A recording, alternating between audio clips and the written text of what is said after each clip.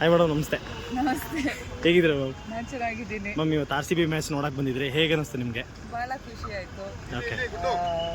ಎಲ್ಲರೂ ನನ್ನ family cousins ಜೊತೆ ಬಂದ್ವಿ, ಸೊ ಎಲ್ಲರೂ ಎಂಜಾಯ್ ಮಾಡಿದ್ವಿ.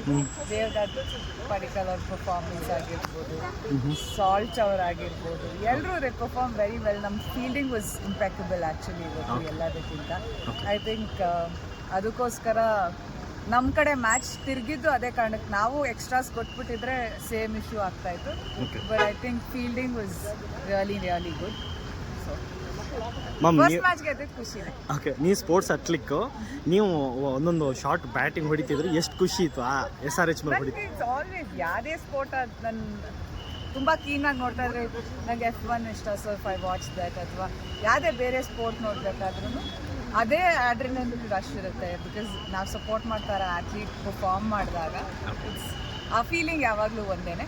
Virat Kohli is just another feeling ಅಷ್ಟೇ. ಇಟ್ಸ್ ಅನ್ ಎಮೋಷನ್ ಎಲ್ರಿಗೂ. ಆ್ಯಂಡ್ ಐ ಥಿಂಕ್ ಅವ್ರು ಇವತ್ತು 50 ಮಾಡಿ. ಮ್ಯಾಮ್, ಈ ಸತಿನೂ ಕಪ್ ನಮ್ಮದೇ ಅಂತ ಹೇಳ್ಬೋದು? ನಾನೇನೆ